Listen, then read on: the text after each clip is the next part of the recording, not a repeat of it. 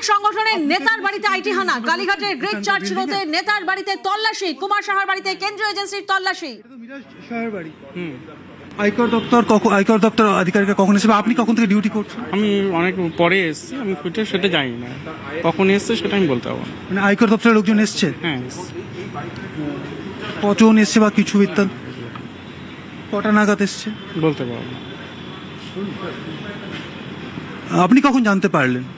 আমি এসছি যখন গাড়ি বাইরেই ছিল। আয়কর দপ্তরের অনেক পুরনো বাড়ি, দেখুন আমি বলতে পারবো না সব কিছু। উনি কোথায় থাকেন, কোন তলায়, কোন ফ্লোরে থাকেন? বলতে পারবো না স্যার। উনি বাড়িতে আছেন? হ্যাঁ আছেন, কিন্তু আমি বলতে পারবো না কোথায় আছেন।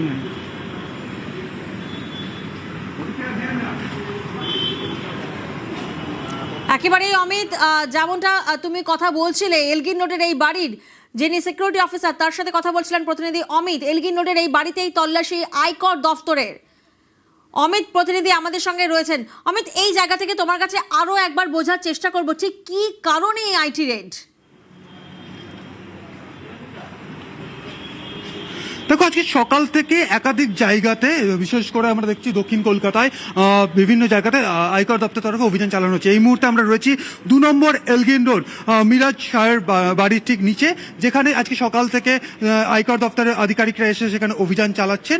এবং সকাল থেকে আমরা দেখেছি যে রাসবিহারী কেন্দ্রের তৃণমূল কংগ্রেসের প্রার্থী দেবাশিস কুমার, তার বাড়িতে, তার অফিস, নির্বাচনী কার্যালয়ে অভিযান চালানো হয়েছে। এবং অভিযান চালানো হয়েছে কুমার শাহর বাড়ি অফিসে।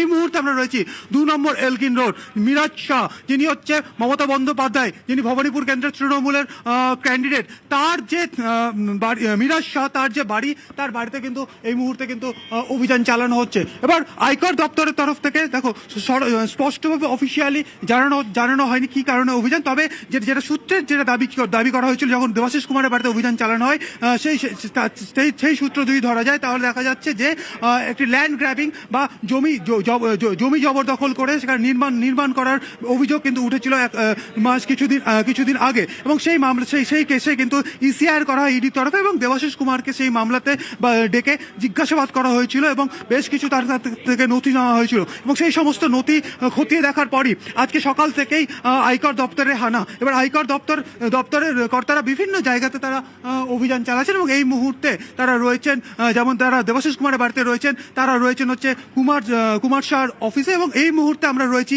2 নম্বর এলগিন রোড, যেখানে থাকেন বা এই মুহূর্তে বাড়িতে রয়েছেন মিরাজ শাহ। তিনি হচ্ছে মমতা বন্দ্যোপাধ্যায়, যিনি ভবানীপুর কেন্দ্রের তৃণমূলের প্রার্থী। তার যে মনোনয়নপত্র তিনি জমা দিয়েছেন, সেখানে যে 3 জন প্রস্তাবকের যে সিগনেচার বা সই করে থাকেন, অন্যতম প্রস্তাবক হিসাবে কিন্তু মিরাজ শাহ কিন্তু রয়েছেন। এবং এই মুহূর্তে আবার আমি বলছি যে এলগিন রোড, যেখানে দেখতে পাচ্ছ যে কলকাতা পুলিশের একজন সিকিউরিটি সেখানে রয়েছেন, তিনি সম্ভবত মিরাজ, আপনি মিরাজ শাহর ব্যক্তিগত সিকিউরিটি? আপনি পিএসও? স্যার কি আছেন, মিরাজ শাহ কি আছেন? না স্যার, তল্লাশি চলছে আমি বলতে পারবো না। আমি তো সকালবেলা 10টার সময় এসেছি, তখন দিয়ে মনে হয় চলছে, ওদিক দিয়ে অ্যালাউ নেই আমাদের। ঠিক আছে, হ্যাঁ না, আপনার স্যার পিএসও, স্যারের চলছে, কিন্তু সেখানে ওদিক দিয়ে আইটি কিছু দিই নেই। ইনকাম ট্যাক্স আধিকারিকরা কটা নাগাদ এসছে? আপনি ওরা সাধারণত মর্নিং এর দিকেই আসে, সাধারণত যতটা জানি মর্নিং এর দিকেই আসে। আমি যতটা ছিলাম ওই সময়টা আমি ছিলাম না। আপনি আসার পর জানতে পারলেন আয়কর চলছে? আয়কর তো গাড়ি লেগে। উনি আছেন বাড়িতে? না, উনি ঠিক, আমি ওনাকে দেখিনি, এখন আপাতত দেখিনি। ব্যাস, আপনার চলুন, আর কিছু বলার নেই। আপনারা ই করুন, তো জানেন আপনাদের চারিদিকে চলছে। আপনি কি মিরাজ শাহের পিএসও নিরাপত্তার দায়িত্ব? উনি তো একটা প্রাইভেট পার্সন, উনি পিএসও পান কি করে? উনি পিএসও পায় কি করে সেটা তো গভর্নমেন্ট বলতে পারবে, সেটা আমি বলতে পারবো না। আমার ডিউটি ডিটেলমেন্ট হলে আমি সেই হিসাবে আসবো। কবে থেকে আছেন? আমি 2022 সাল থেকে আছি। একেবারে যে ছবি এই মুহূর্তে আপনারা দেখছেন, ভবানীপুরের তৃণমূল প্রার্থীর অন্যতম প্রস্তাবক মিরাজ শাহ, তার বাড়িতে তল্লাশি, এলগিন রোডে 2 নম্বর এলগিন রোডের বাড়িতে তল্লাশি আয়কর দফতরের। ভবানীপুরের তৃণমূল প্রার্থী মমতা বন্দ্যোপাধ্যায়, 3 জন প্রস্তাবক, এবং সেই 3 জন প্রস্তাবকের মধ্যে অন্যতম প্রস্তাবক মিরাজ শাহ, এবং তার বাড়িতে সকাল থেকে আইটি রেড, যে খবরে আমরা নজর রেখেছি এই মুহূর্তে। অমিত প্রতিনিধি আমাদের সঙ্গে রয়েছেন। অমিত, এই যে তল্লাশি অভিযান চলছে, কতক্ষণ ধরে এই তল্লাশি অভিযান, কতজন রয়েছেন এই টিমে, কি কি তথ্য আমরা পাচ্ছি? কখন ধরলেন? আমি 10টা নাগাদ এখানে এসে জানতে পারলাম। মানে আপনি আসার পর জানতে পারলেন?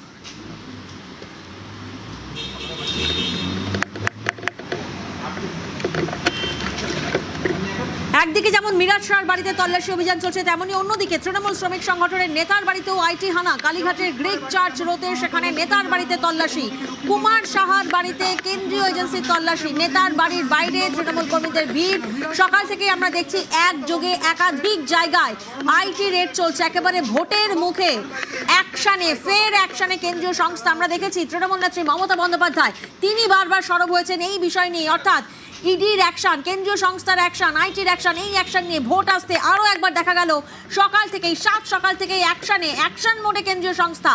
দেবাশিস কুমারের 3 ঠিকানায়, সেদিকে যেমন একদিকে আইটি হানা চলছে, রাসবিহারীর বিধায়ক ও তৃণমূল প্রার্থী তার মনোহরপুকুর রোডের বাড়িতে। আপনার নাম? চিরঞ্জিত দত্ত। আমি 10টার সময় আমার মতন ডিউটিতে এসেছি, তখন আমি এখানে দেখলাম এই ব্যাপার। তখন আমাকে যখন সিআরপিএফ এবং আইটি দিয়ে করলো, তখন আমি জানতে পারলাম যে এখানে কিছুটা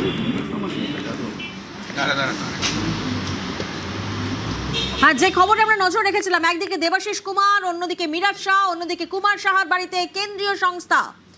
অমিত প্রতিনিধি আমাদের সঙ্গে রয়েছেন। অমিত, যেমনটা তুমি বলছিলে, কতক্ষণ ধরে এই আইটি রেড চলছে, কতজন রয়েছেন এই টিমে, এবং মূলত ঠিক কি কারণে এই আইটি রেড? দেখো, আমরা কথা বলছিলাম কিছুক্ষণ আগে, যিনি কলকাতা পুলিশের একজন পুলিশ কর্মী রয়েছেন, যিনি পিএসও হিসেবে এখানে ডিউটি করেন, মিরাজ শাহের, তিনি ব্যক্তিগত নিরাপত্তা রক্ষী হিসেবে তিনি এখানে ডিউটি করেন। তিনি যেটা জানাচ্ছিলেন যে তিনি ডিউটিতে আসার পর তিনি জানতে পারেন যে আয়কর দপ্তরের আধিকারিকরা বা আয়কর দপ্তরের কর্তারা এই বাড়িতে এসছেন, এবং তিনি যেটা বলছেন যে সকালে আয়কর দপ্তরের আধিকারিকরা এখানে পৌঁছে যান, এবং সকাল থেকেই এই তল্লাশি অভিযান চালানো হচ্ছে। এবং মিরাজ শাহ এই মুহূর্তে বাড়িতেই আছেন এবং তার পরিবারের সদস্যরাও বাড়িতে আছেন, এবং এই মুহূর্তে কিন্তু এখনো পর্যন্ত সকাল প্রায় 5-5.5 ঘন্টা বেশি সময় হয়ে গেল, এখনো পর্যন্ত কিন্তু এই অভিযান কিন্তু জারি রয়েছে, বা এই তারা কিন্তু তল্লাশি অভিযান চালাচ্ছে, এবং একই সঙ্গে মিরাজ শাহ কিন্তু জিজ্ঞাসাবাদ করা হচ্ছে। একেবারেই। নিউজ